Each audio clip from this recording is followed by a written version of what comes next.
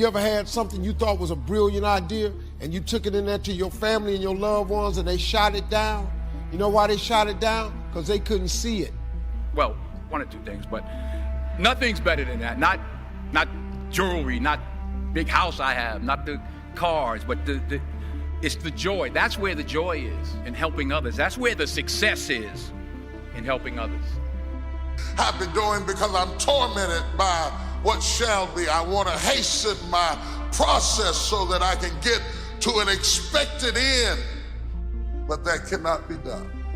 Do you think like a student, or are you falling back into that C mindset? Your success is completely dependent on how you use the 24 hours in your day. Everyone has the same amount of time. Bill Gates, Warren Buffett, Will Smith. They all have 24 hours, and you'll see this with the students in your class. Students failing their exams, you'll probably notice the same patterns. They wake up whenever they want to wake up. They might go to class, they might not. It depends if there's something more interesting on Netflix to watch. When their exams are approaching, they don't care. They might start studying the week before, for a few days before, or even just the night before. Don't fall into that mindset. It's not okay enough when it comes to graduation day. Because God didn't put it in their imagination. He put it in your imagination. If you want to kill a big dream, tell it to a small-minded person. Die like that. It'll just die. I walked in that house, man, and told everybody I was quitting my job to go be a comedian.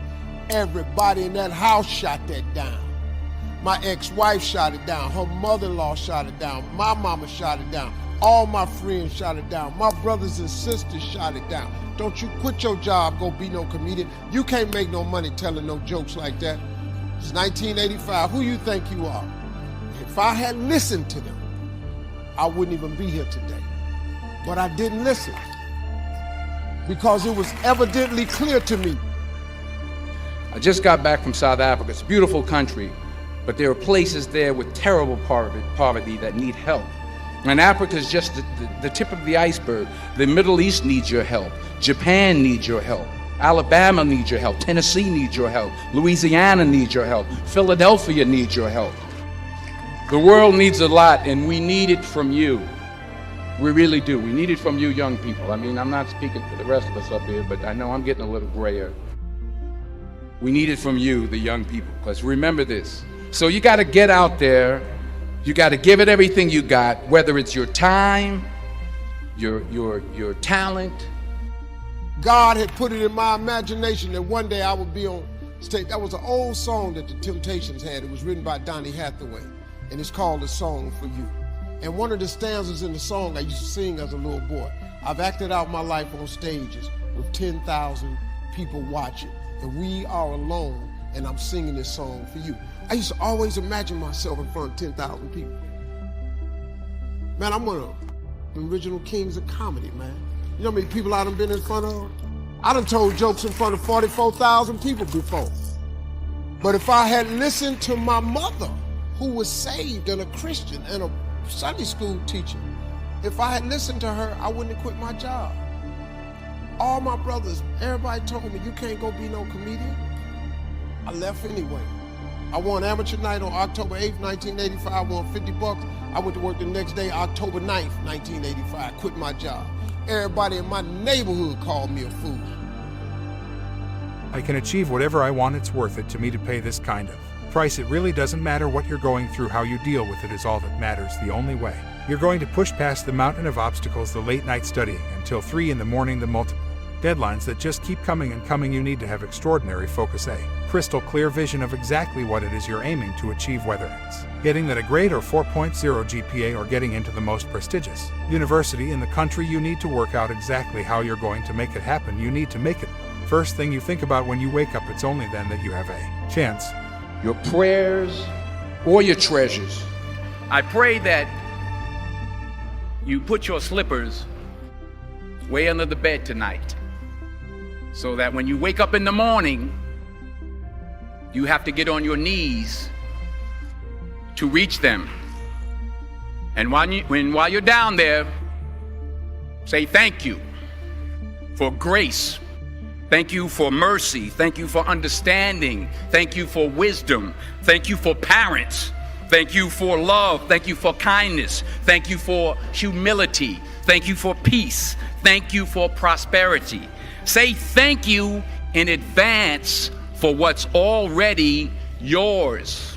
It's how I live my life. That's why I am, one of the reasons why I am today. Say thank you in advance for what is already yours. Because a blessing given too soon is not a blessing at all. I can give my son the car keys now and tell him to go to the store. But had I given it to him when he was 5, it would not have been a blessing at all. Same car, same son, given too soon, can't handle it. So would I be a good father if I gave him a good thing too soon? Sometimes my goodness is proven by my ability to say not yet. The younger brother of the prodigal son teaches us emphatically that if we get what is ours too soon, we cannot handle it. But I was always gravitating towards old people my whole life. I mean, really old. You know, I'm 7, 8 years old. I see an 80-year-old. I run over, sit next to them, and talk. My whole life. I loved it. My whole life. And the number one thing I learned in the first 20 years of my life, spending more time with old people than most kids, is the biggest thing I fear is regret. Regret is scary. Resentment is very scary. The biggest reason I push kids to do what they want versus what their parents want is because I'd rather them and their parents have 5 or 6 or 7 years of bad than 80. Because it gets very ugly when you're 60 and they're 80 and you lived your life based on what they wanted and now you resent them. It gets real ugly real fast. I would rather you have the pain for the next 5 or 6 years of fighting and then have one of two things happen, which I think both are amazing. Number one, you were right. You were right, and you are an amazing fashion designer, not an engineer, and you built a real company, and your parents are going to be very, very proud. That the same thing that should make us praise the Father will drive us away from the Father if we get it too soon. The Bible said, he said, give me the portion of goods that falleth to me. The Father gave in and gave it to him, and the blessing drove him over the edge. He ordered you to go up the steps. He wouldn't let you bypass the process. All those people who offered you quick deals, the reason the deal went down is because God ordered you to go up the steps. He didn't intend for you to go up the elevator. He knew if you got there too fast, you wasn't gonna be ready for it. He slowed down your process. He let the deal go down. It wasn't time yet. What you are and what you become depends on how you use your time. You can decide that you're gonna stand up to life. You have the power to make that decision. You have something that you brought to the universe. And that if you decide that my life deserves my developing this what I do well, and seeing what I have within me, and becoming the best at it, and mastering myself. Or you were wrong. You suck at fashion design. Nobody liked it. But at least for yourself, you never have to live the rest of your life asking yourself, what if?